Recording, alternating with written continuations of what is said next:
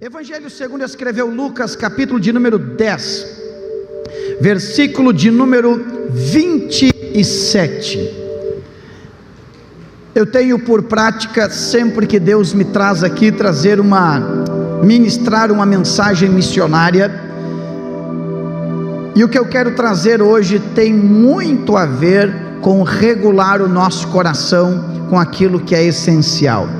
Capítulo 10 do Evangelho segundo escreveu Lucas, versículo 27, diz assim: E respondendo ele disse: Amarás ao Senhor teu Deus de todo o teu coração, e de toda a tua alma, e de todas as tuas forças, e de todo o teu entendimento, e ao teu próximo como a ti mesmo. Olhe para cá. Eu creio que nós estamos vivendo um tempo de inflexão. É um tempo que nós podemos comparar como uma dobradiça. É um tempo de transição, um tempo de mudanças.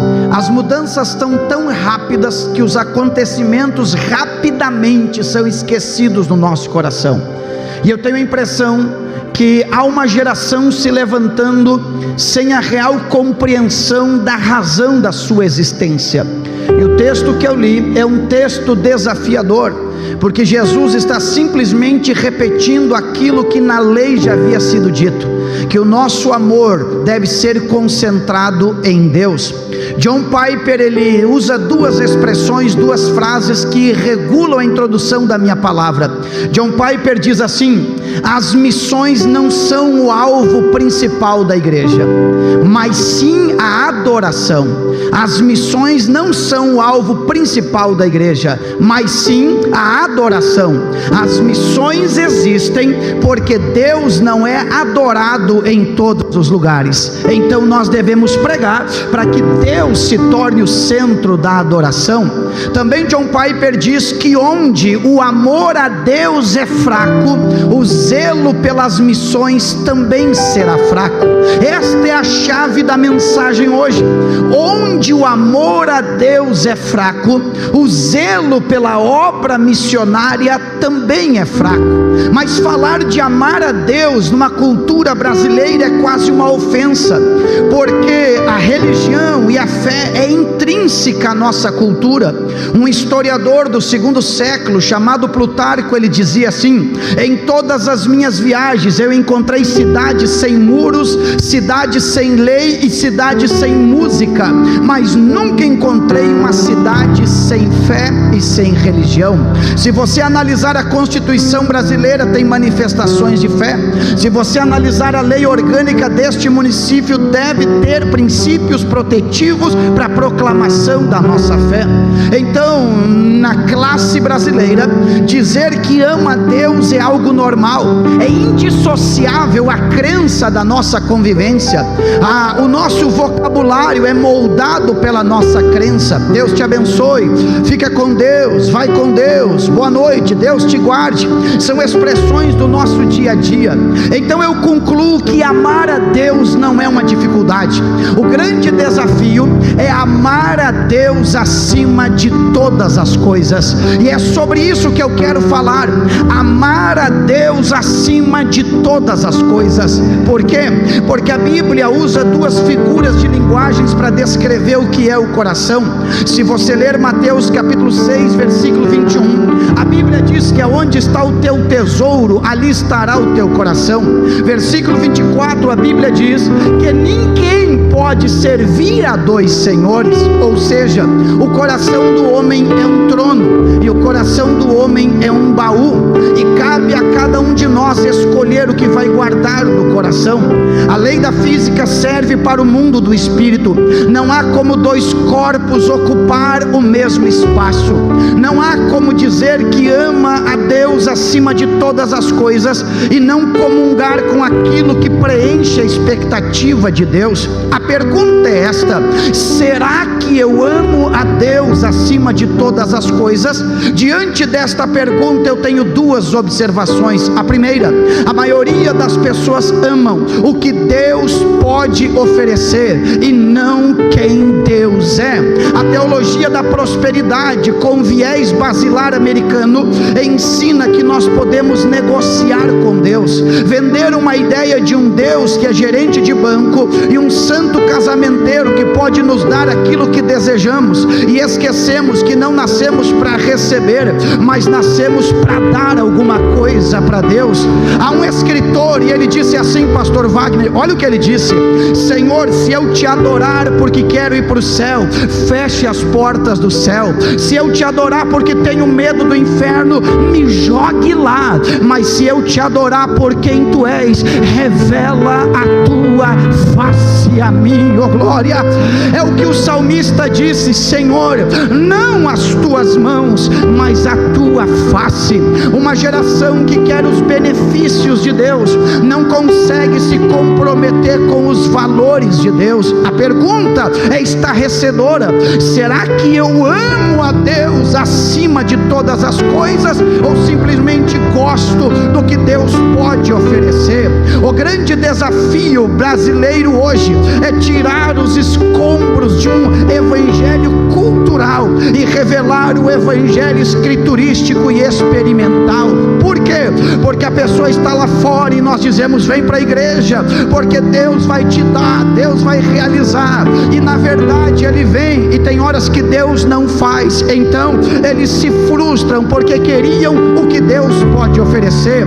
A segunda observação é esta: de repente você não ama Deus acima de todas as coisas, você ama o alívio que a fé pode te produzir. Eu faço algumas observações. São 24 anos que o Senhor me salvou e me permite viver as mudanças culturais da igreja. Eu sou do tempo sacro em que se cantava hino da harpa em pé. Depois nós entramos no movimento pentecostal. Alguém criticou, mas é a expressão corriqueira que se usa, o reteté. Agora nós entramos na expressão worship. Então antigamente se cantava estagnado, depois rodopiava. Agora eles fazem uma movimentação assim e tá beleza, porque Deus não tem problema com coreografia cultica. Deus não tem problema com quem se expressa mais ou se expressa menos. Deus conhece o coração. Mas o que eu quero dizer com tudo isso é que as pessoas vêm à igreja e batem tanta palma e pulam tanto que é normal sair da igreja aliviado. Ir na academia também tira a tensão, ir na academia também tira o estresse. Então não confunda alívio que a fé produz com a experiência que a fé produz. As pessoas vêm na igreja e elas dizem: vou voltar lá, que ambiente leve, que leveza, me senti bem, mas não se compromete com os valores do reino, nunca coloca a mão no arado, vive olhando para trás. Você não teve uma experiência. Esta noite, na autoridade da palavra, a porta vai se abrir, e quem quer, Deus dará uma experiência verdadeira. Será que eu amo a Deus acima de todas as coisas? A grande questão é esta: pastor, por que eu devo amar a Deus acima de todas as coisas? Porque nós devemos amar a Deus acima de todas as coisas. Lembremos-nos das frases da introdução. A adoração é a missão principal da igreja, mas nós realizamos missões porque Deus não é adorado em todos os lugares. Então Deus quer ter comunhão. Lembra da frase: onde o amor a Deus é fraco, o comprometimento com as missões também é fraco.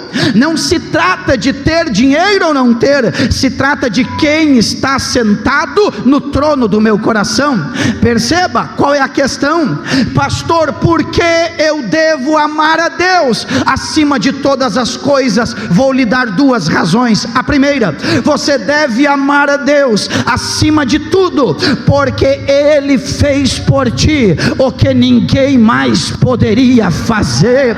E isto muda tudo, pastora Nádia.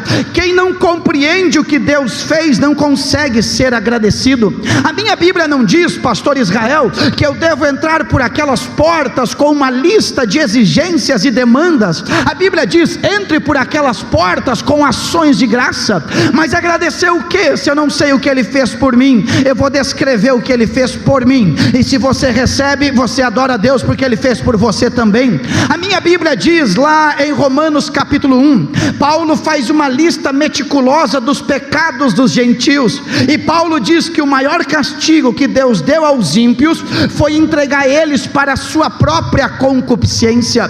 Então Paulo explica que todos os gentios estavam debaixo da condenação do pecado. No capítulo 2, os judeus se orgulhavam porque tinham conhecimento da lei. Então Paulo disse assim: quem és tu, ó homem, que julga o servo alheio? Se praticas o mesmo, és inexcusável, porque o conhecimento da lei só engrossou o orgulho deles. Então Paulo coloca também os judeus debaixo do guarda-chuva da condenação. Se alguém quisesse fugir, no capítulo 3, versículo 23, ele diz: todos pecaram e destituídos estão da glória de Deus. Perceba, capítulo 6 de Romanos, versículo 23, Paulo diz que o salário do pecado é a morte. Oh meu Deus do céu, o salário do pecado é a morte. A Bíblia diz em Efésios capítulo 2, versículo 1, que nós estávamos mortos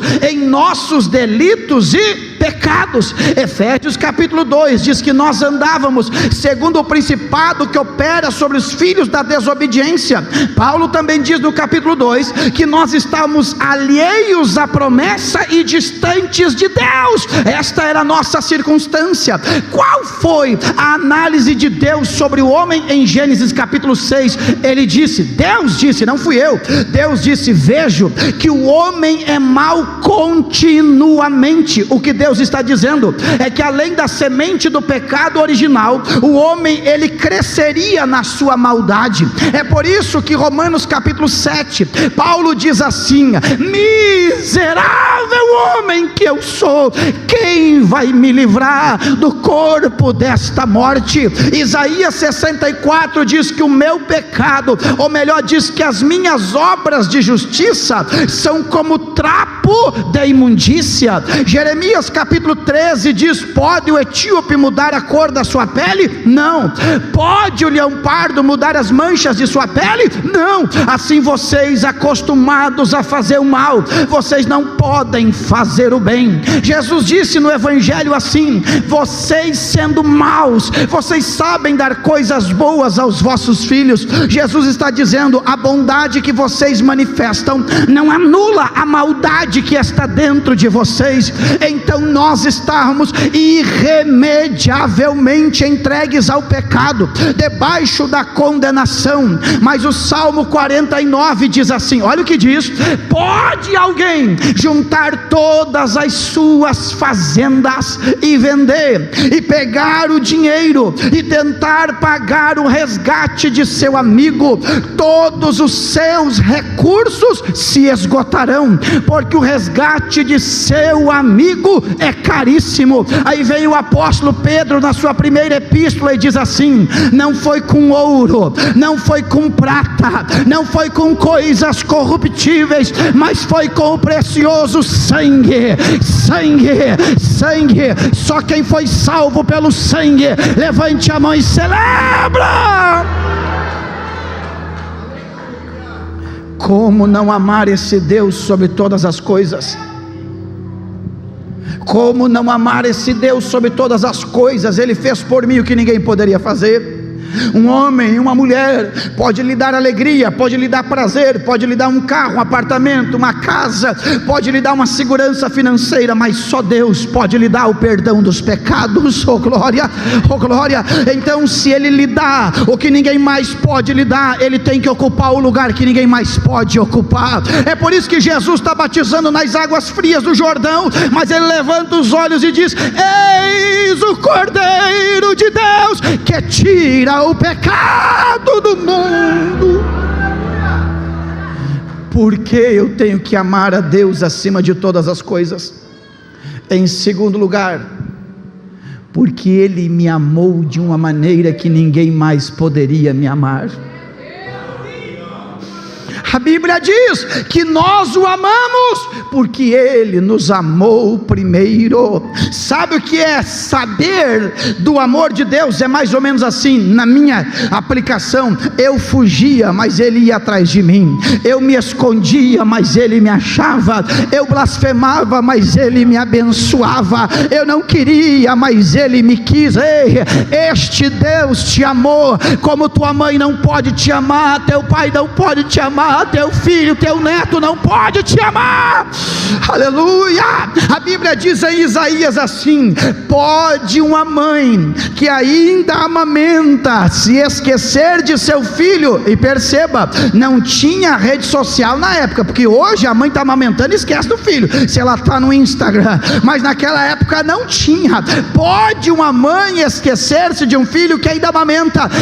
Eu, Senhor, todavia não me esquecerei de ti. Eu sinto a graça de Deus. Se você caiu, Ele te levanta; se você está ferido, Ele te cura; se você pecou, Ele te perdoa; se você se sujou, Ele te lava. Ele te ama. Quem recebe esta palavra hoje, Ele te ama. Oh glória! Paulo, escrevendo aos Romanos capítulo 5, ele diz assim: que o amor de Deus é derramado no nosso coração pelo Espírito Santo. Então quem não ama, escuta o que o pastor está ensinando. Eu vou repetir. Paulo disse que o amor de Deus é derramado no nosso coração pelo Espírito. Então, se eu não amo a Deus, é sinal que eu estou de mal com o Espírito Santo. Se é o Espírito Santo que derrama este amor e eu não o tenho, é sinal que eu devo reatar a comunhão com. A Bíblia diz em Coríntios capítulo 2 que o espírito do homem conhece a intimidade do homem, mas o Espírito de Deus conhece a intimidade de Deus. E qual é a intimidade de Deus? Paulo escreveu a Timóteo dizendo: esta é a vontade de Deus, que todo homem se salve e chegue ao pleno conhecimento da verdade. Pastor, não tem como um crente amar as missões se ele está brigado com o Espírito Santo, porque é o Espírito Santo que entra no coração de Deus, oh glória, e pega a intimidade do coração de Deus e ministra no coração do crente. Esta noite Deus vai te dar uma experiência gloriosa. Eu recebo. Quem recebe esta palavra? O teu desafio não é amar a Deus, é amar a Deus acima de todas as coisas. A terceira pergunta central é esta: quais são os frutos de quem ama a Deus acima de todas as coisas? Porque este amor não é hipotético, não é abstrato, este amor é visível, é palpável, é demonstrável. O apóstolo disse: não amemos de palavras, mas de atos. Então não dá para ter simplesmente uma narrativa de amor a Deus e não ter frutos palpáveis, visíveis. Se eu amo, este amor será notado, será percebido. Quais são os frutos visíveis de quem ama a Deus acima de todas as coisas? Primeiro, quem ama a Deus acima de tudo, vive uma vida de sacrifícios para Ele.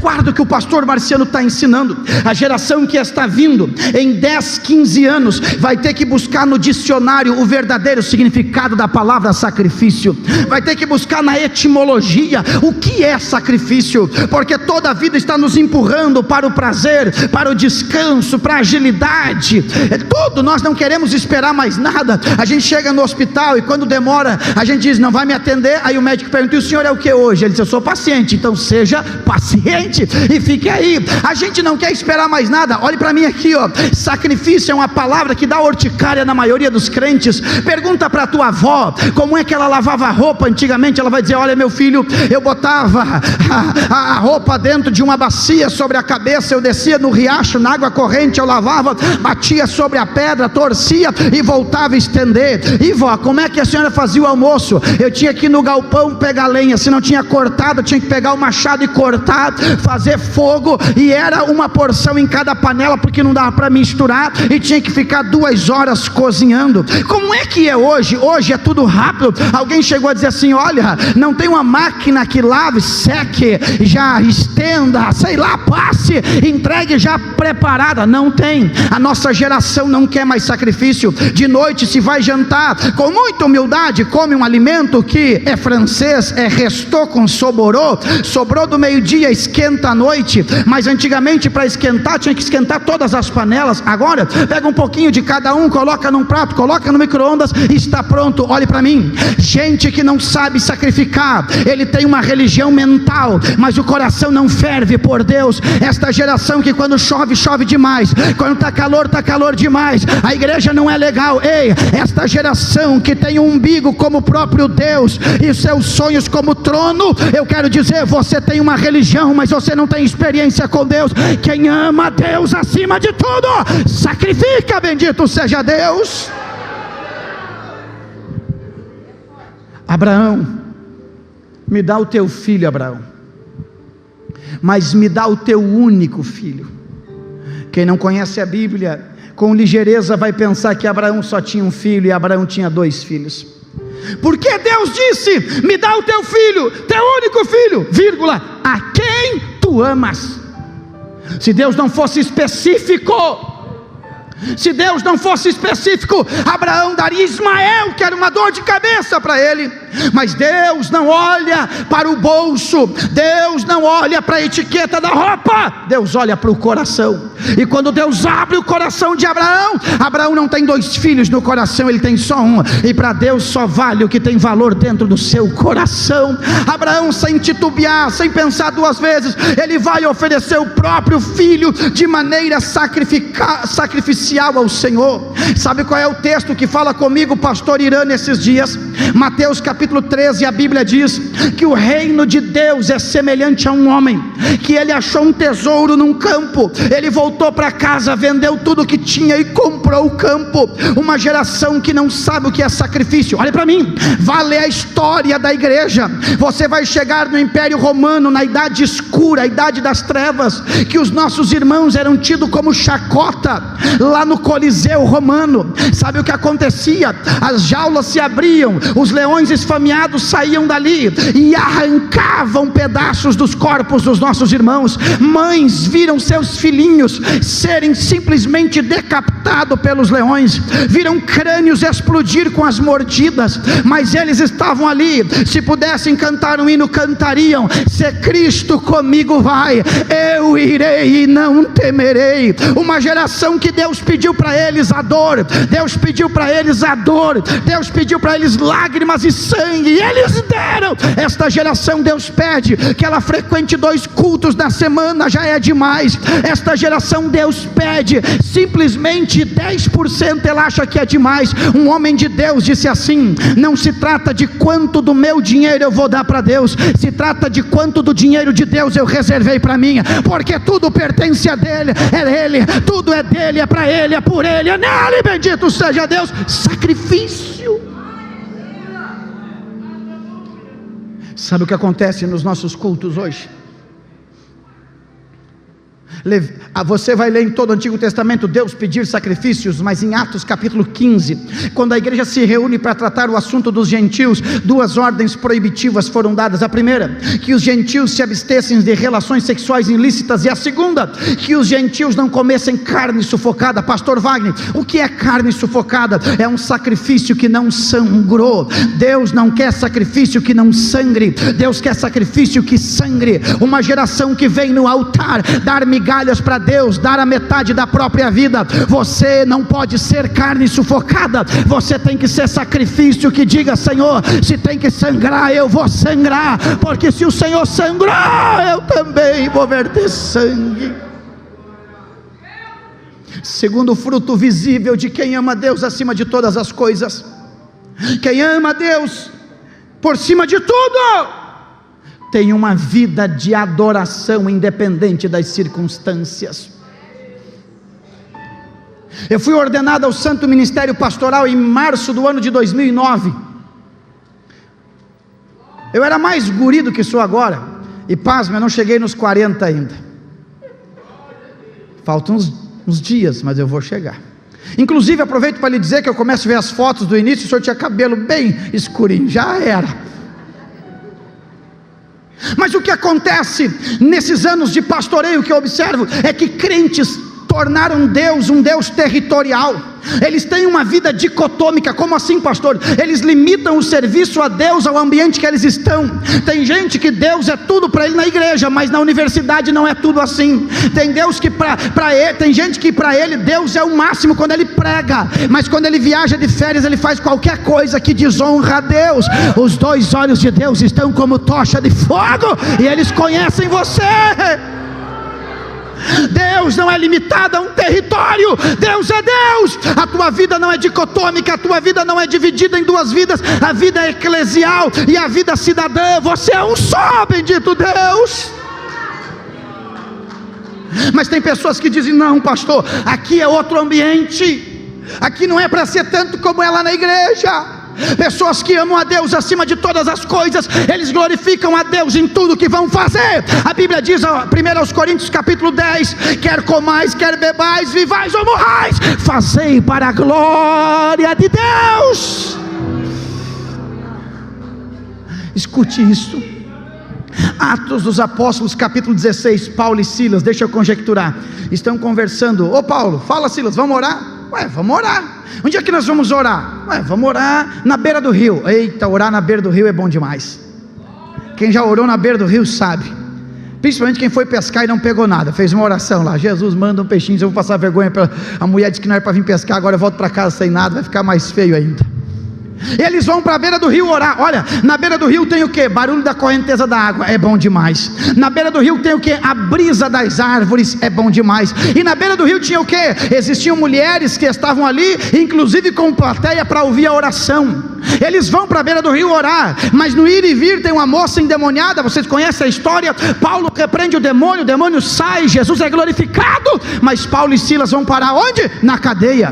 Versículo de número 25, Paulo e Silas não estão mais na beira do rio, eles estão na cadeia. Não tem mais barulho da correnteza da água, mas tem barulho das correntes das prisões. Não tem mais árvores, mas tem grade.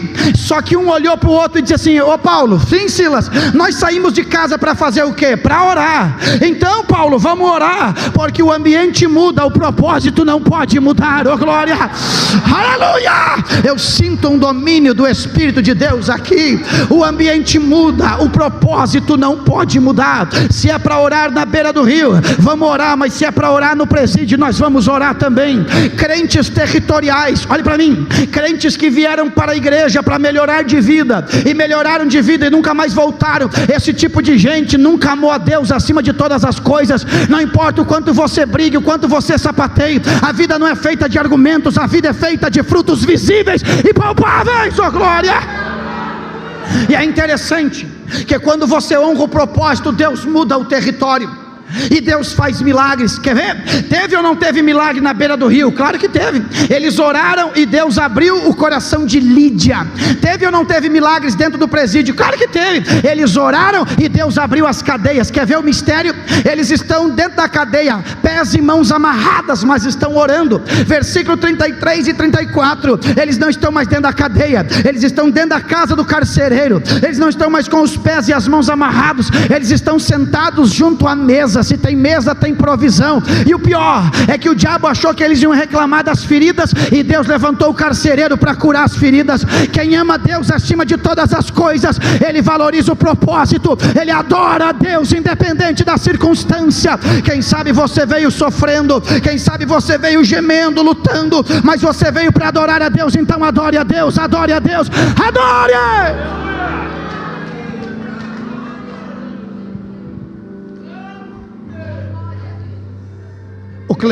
O Cleiton pregou para nós um dia em Antônio Prado aquele texto que diz assim, sobre Jesus e a ceia. Na noite em que foi traído, tomou o pão e deu graças. O que você faz na noite em que você é traído? Tem gente que se fecha num quarto, murmura, vai para a internet, fala mal da igreja. Jesus celebrou a ceia. O que você faz quando as coisas não saem de acordo ao seu programado, quando os aplausos não chegam, quando a visita não vai, quando o abraço não te envolve? Aproveita e adore a Deus, porque Deus está colocando você em prova. Nenhum crente legítimo vai viver uma vida sem passar os testes do tempo, do esquecimento, da prova. É nesta hora que você revela que você ama a Deus acima de todas as coisas. Terceiro fruto de quem ama a Deus acima de todas as coisas: quem ama a Deus acima de tudo, ele tem uma vida de serviços prestadas ao reino de Deus. Eu não creio em uma geração que aprendeu o poder de estar atrás de uma tela e com os dedos sobre a tecla de um computador e se tornam valentes e conselheiros de uma igreja sem que eles nunca fizeram nada. Existem pessoas que descobriram o poder de uma luz meio apagada e uma sobreluz sobre o seu rosto e estão na frente da tela do computador, e ali todo mundo vira gente, todo mundo vira macho, todo mundo vira teólogo, todo mundo dá conselho, mas não tem marca de jejum, não tem marca de oração, não sabe a que igreja pertence, não tem pastor, eu não creio nesse tipo de gente. E vou mais, hoje eu estou ousado, vou mais, vou dizer para vocês: não vai atrás desta geração de lorota, geração gelatina, que não sabe o que é oração, não sabe o que é jejum, não ama a igreja, não respeita pastor, desafia qualquer um e quer falar, fale o que quer. Eu estou pela Bíblia: quem ama o noivo respeita a noiva. Bendito Deus.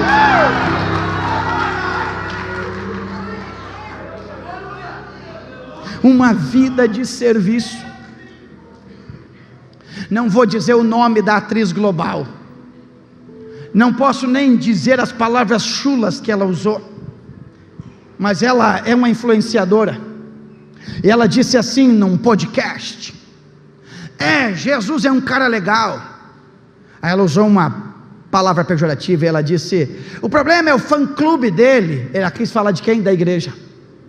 Uma pessoa com uma vida dupla, acabada, que quem dita as regras é simplesmente um mover televisivo, não é a Bíblia, mas tem influência sobre crentes que não lê a Bíblia e não amam a Deus. Olhe para mim aqui, ó. A minha Bíblia diz, Paulo a Timóteo: muitos nos últimos tempos se apostatarão da fé, por darem ouvidos a espíritos enganadores. Não é que alguém que se apostatou vai dar ouvido, se apostatou porque deu ouvido, não é porque usa uma voz mansa, não é porque tem um jeitinho bonito que tem autoridade para falar da Bíblia. Para falar da Bíblia tem que, além de conhecer, ser respaldado pelo céu. Então coloca, eu sinto a presença de Deus. Deus te trouxe aqui, Deus está dizendo assim para você: eu não te dou o direito nem de diminuir a velocidade, quanto mais de parar. Sacode a poeira, levanta a cabeça, coloca a mão no arado e volta a trabalhar. Bendito Deus. Quem ama a Deus acima de todas as coisas ama a noiva. Olhe para cá, porque eu não vou longe. Paulo escreveu aos Efésios, guarda essa aqui. Paulo escreveu aos Efésios que somente pedras bem ajustadas formam edifício para a glória de Deus. Somente pedras bem. E as bicudas? As bicudas andam com esse êxodo desgraçado, esta saída, esse vai e vem, esta vida nômade, sem raízes. Por quê? Porque eles não querem quebrar os bicos da vida. Por quê? Olha para mim aqui, ó. Eu escrevi um livro junto com o Dilson, um livreto, e ele me deu um tema para eu falar, e eu usei um neologismo chamado adolescenciolândia. Tem gente que vive no mundo da adolescência, em que ele está no trono, de um lado tem um empregado, do outro lado tem outro empregado, os dois empregados, um é eu já te disse, e o outro eu já mandei, e eles vivem tudo em torno deles mesmos. Olhe para mim aqui, ó. Não se trata de mim, não se trata de ti. Venha a nós o teu reino, seja feita a tua vontade, assim na terra como é feita no céu. Bendito Deus. Trabalhe.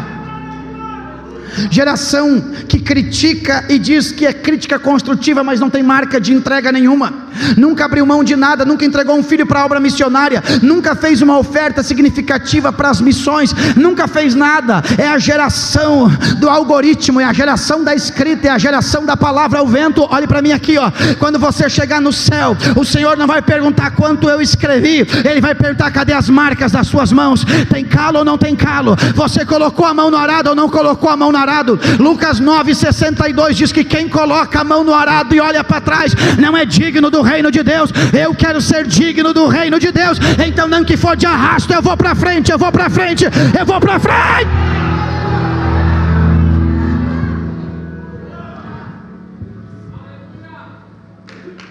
Pergunta para quem está do teu lado com todo respeito. Diga: você ama Deus acima de todas as coisas? Aleluia. Esta noite é noite de derrubarmos os ídolos do nosso coração. Esta noite é noite de derrubarmos os postes ídolos do nosso coração. Verdadeiro avivamento, pastor Jonatas, é Deus tomando o lugar que é dele, oh glória. Verdadeiro avivamento é Deus entrando no lugar que é dele. Deixa eu ver se esse lugar é dele, adore a ele. Eu termino agora. O quarto fruto visível de quem ama Deus acima de tudo: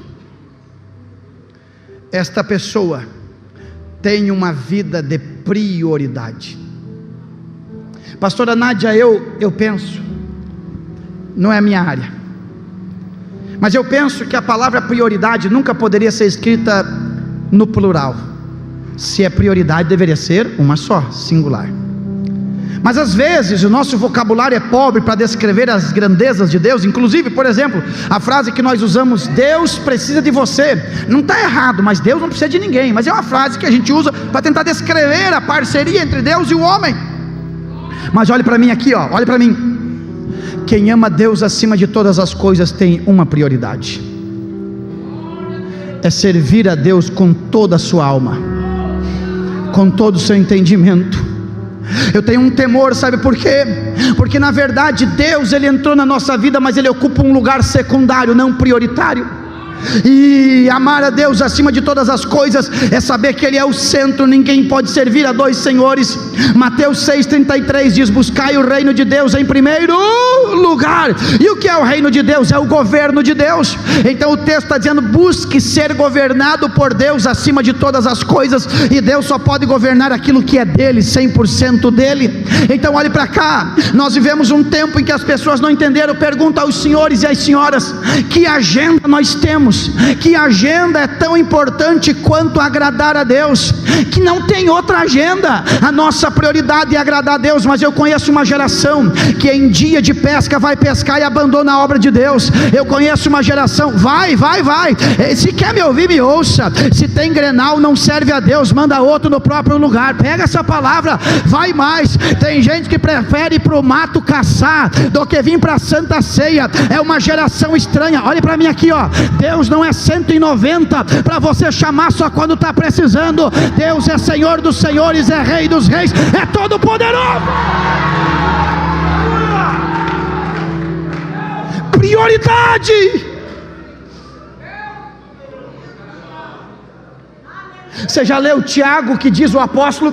Ele diz assim: alguns dizem iremos, faremos, construiremos, plantaremos, colhemos. E Tiago diz: o que é a vossa vida? É uma neblina que aparece e logo desaparece. Ao invés de dizer iremos, devemos dizer: se Deus permitir, viveremos e então iremos. Uma vida de prioridade.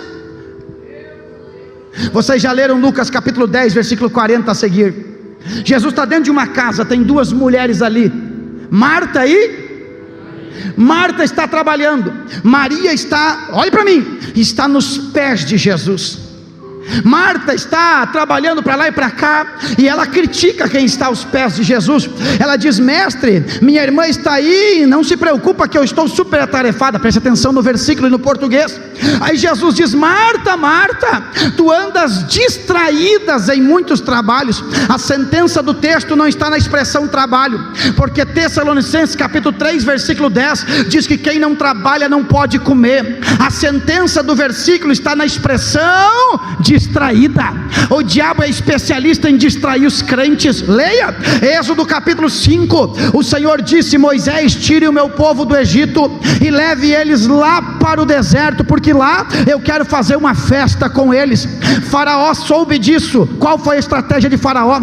Faraó aumentou a carga horária de trabalho e disse: eu vou dar trabalho para esse povo, porque se eles estiverem trabalhando, eles não vão ter tempo de adorar a Deus. Uma geração dinheirista, uma geração apegados em bens materiais. Alguém já bateu até no peito e disse: meu sobrenome é trabalho, eu trabalho em 3 serviços, a tua vida vai acabar, e o que vai subir para o céu não é ouro e nem prata, mas são as marcas que o Evangelho deixou na sua vida.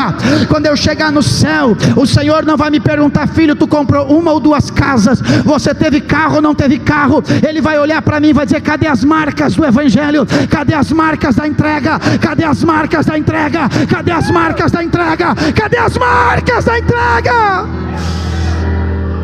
Qual é a tua prioridade?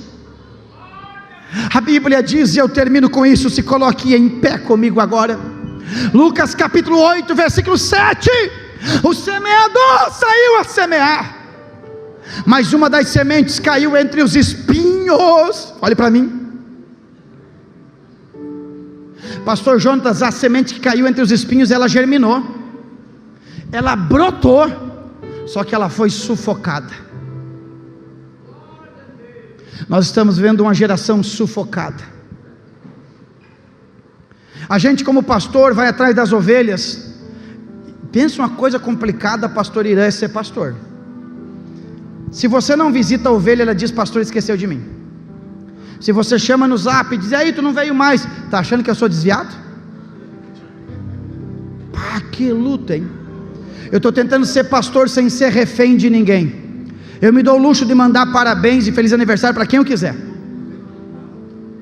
Se eu esqueci, não vou dormir com peso no coração. No outro dia eu vou dar parabéns. Se a pessoa disser assim: esqueceu, pois é, mas lembrei hoje, parabéns para você.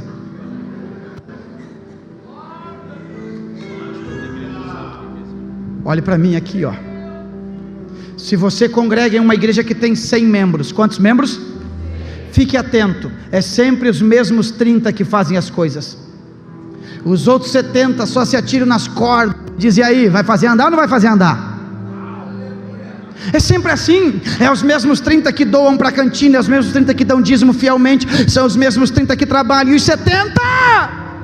70 não são adoradores, são consumidores do sagrado. Eles acham que igreja é time de futebol, que dá para pagar a mensalidade e agora só descansar e exigir ainda produto do bom.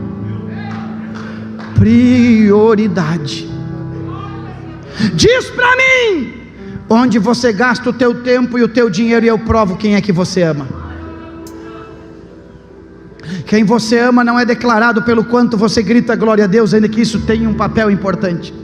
Quem você ama é demonstrado no tempo que você gasta e aonde você investe o seu dinheiro. Quando eu chegar na glória, e vou chegar, o Senhor verá essas mãos limpas. Quem convive comigo sabe que eu não sou dono de nada. Quem sabe é por isso que Deus tem me cuidado nos momentos mais difíceis da minha caminhada.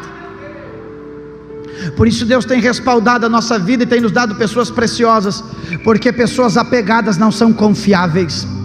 Pessoas apegadas são desleais, são traidoras. Pessoas apegadas se ofendem facilmente. Quem se ofende abandona a obra, porque não é prioridade. Eu quero orar hoje, mas essa mensagem era para desafiar a gente. Eu quero orar por quem com sinceridade diz assim: pastor, esse negócio é comigo. Eu quero amar a Deus acima de todas as coisas, porque eu quero. Eu preciso fazer esse convite, mas com esse versículo, o Evangelho de Lucas diz assim, ó: acautelai-vos, para que aquele dia não vos pegue com o coração sobrecarregado das coisas da vida. Tem um lugarzinho aí que é de Deus, Ele tem que ocupar esse lugar. Eu quero orar agora com quem entendeu a voz do Espírito Santo e se sentiu desafiado, e vai rever todas as suas prioridades e vai colocar Deus no topo da lista.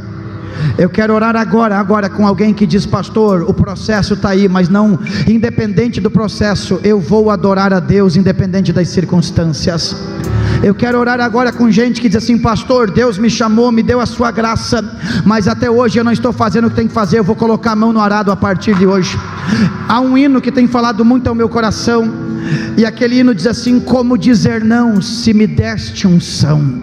Como dizer não se Deus já te deu unção, já te deu graça, já te deu? Você não tem o direito de pedir mais nada, é só fazer o que Deus mandou você fazer. E sabe qual é o meu temor? Que eu estou pregando a mensagem mais importante que você vai ouvir, quem sabe no mês, sobre amar a Deus acima de todas as coisas. E tem gente desligada, desatenta, tem gente que não está nem aí com o que está acontecendo. Meu Deus! Se você quer orar comigo agora, rompa esta multidão e vem no altar fazer um pacto com Deus agora. Venha em nome de Jesus. Venha em nome de Jesus. Oh glória, há uma graça do Espírito Santo. Cleiton, não dá para dizer que Ele é nosso Senhor se Ele não é nossa prioridade. Não dá para dizer que Ele é tudo em nossas vidas se Ele não é a nossa prioridade. Eu conheço pais que a igreja organiza todo um congresso de jovens e os pais preferem ir para a praia e levar os filhos para a praia, ir para o shopping, ir para a churrascaria, do que anular a agenda de uma viagem e ficar na igreja para os filhos pegar a cultura da igreja e aprender a palavra de Deus. Mas é aqui que Deus vai fazer a obra, é aqui que Deus vai mover a sua vida, é aqui que Deus vai te sustentar, é aqui que Deus vai te dar a graça, é aqui. Este é o nosso lugar, é a casa que Deus nos estabeleceu para crescermos e avançarmos. Ele é o Senhor das nossas vidas. Vem, que eu vou levantar minha mão sem ira e sem contenda para orar. E o cantor Cleito já está na unção do Espírito Santo aqui, e vai cantar e vai orar por nós também. Vem em nome de Jesus agora. Agora vamos orar. Fecha os teus olhos. É noite de pacto com Deus. É noite de pacto com Deus.